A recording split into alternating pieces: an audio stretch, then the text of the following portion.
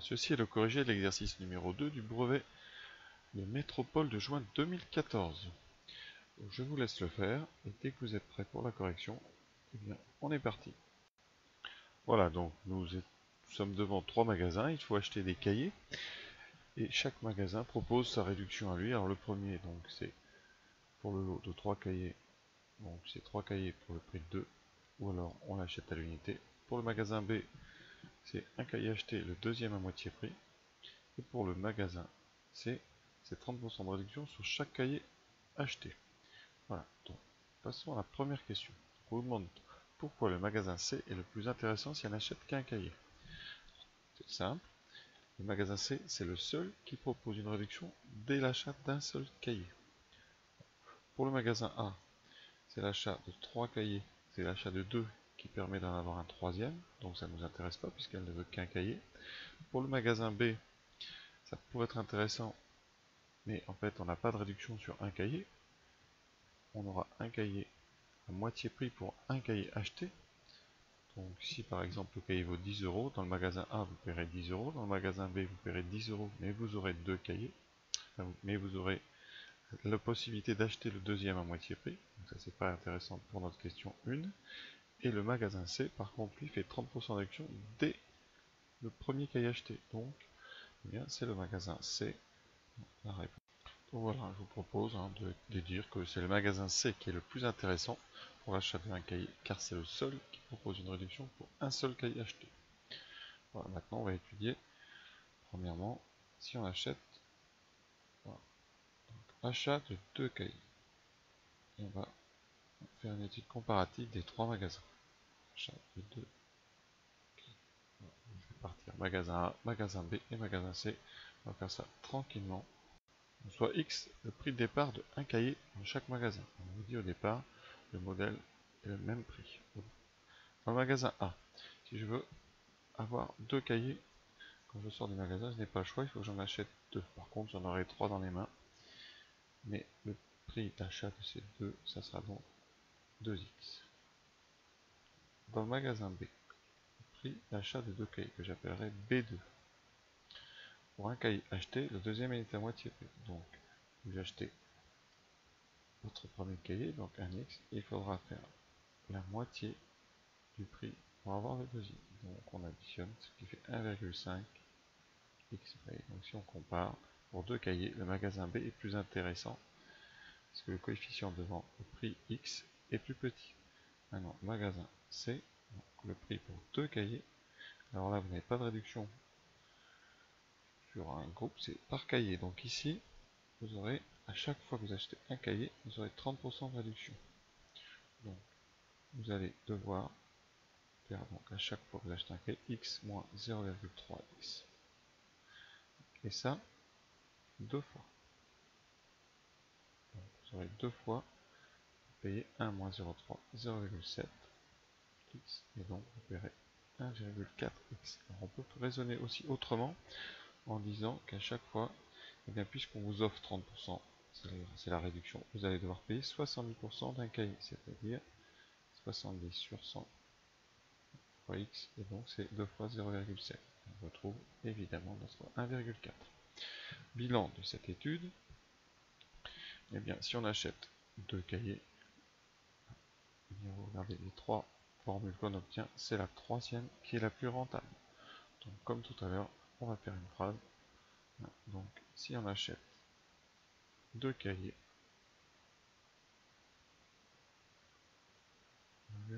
on a A2 qui est plus grand que B2, qui est plus grand que C2. Donc, le magasin C est plus intéressant. Le magasin C est plus intéressant. Donc, voilà. Et maintenant, eh bien, faire chiche un petit peu long si on le présente bien. Maintenant, on va faire exactement la même chose pour 3 cahiers. Voilà, donc je vais vous laisser le faire si vous voulez. Voilà, mettez une pause et puis faites. Voilà, donc moi, je vais calculer donc pour 3 cahiers. Donc magasin cahier à l'unité ou lot de 3 cahiers pour le prix de 2. Alors là, ce qui est intéressant dans le magasin A, c'est que le prix pour 3 cahiers, c'est le même que pour 2 cahiers. Quand vous achetez 2 cahiers, on vous offre le troisième. Donc ici, il suffit d'acheter 2 cahiers, c'est-à-dire de payer 2x. Pour le magasin B, pour un cahier acheté, le deuxième est à moitié prix. Et uniquement le deuxième. On ne parle pas du troisième. Donc on prend un cahier, plus une moitié un deuxième cahier. Et après, si vous voulez un troisième, il faut rajouter un prix entier. Vous aurez donc ici 2,5x. Et pour l'instant, on est plus cher que dans le magasin A. Magasin C, 30% par cahier. Donc chaque cahier, on a dit, nous coûte 0,7x. Et on va en acheter 3. Donc quand vous multipliez 3 par 0,7, on tombe sur 2,1x. Et bien on va classer comme tout à l'heure. Qu'est-ce qu'on obtient? Et bien on obtient, alors A3, si on va faire dans le sens croissant, A3 est plus petit que C3, donc A est plus intéressant que C, qui lui est plus intéressant que B. Donc le plus cher c'est B et le plus intéressant c'est A. Donc elle doit choisir le magasin. Alors, toujours pensez vraiment quand vous faites l'exercice à faire une conclusion propre et soignée. Elle doit choisir le magasin A qui sera moins cher. Ne faites pas non plus des conclusions de 50 lignes, hein. Je ne vous demande pas une dissertation. Troisième question. Voilà, donc question 3. C'est quelqu'un, donc Léa, qui va dans le magasin C et qui a une carte qui lui permet d'avoir 10% de réduction en plus. Elle achète un cahier. Alors, quel est le prix qu'elle a payé? On a dit, donc, on va calculer le prix pour un cahier. Donc c'est C1. Donc, C1, donc ici, vous avez donc les 30% de réduction. Je vais vraiment les indiquer clairement. On va mettre 1 moins 30 sur 100. Voilà. Ça, donc c'est 30% de réduction pour chaque cahier.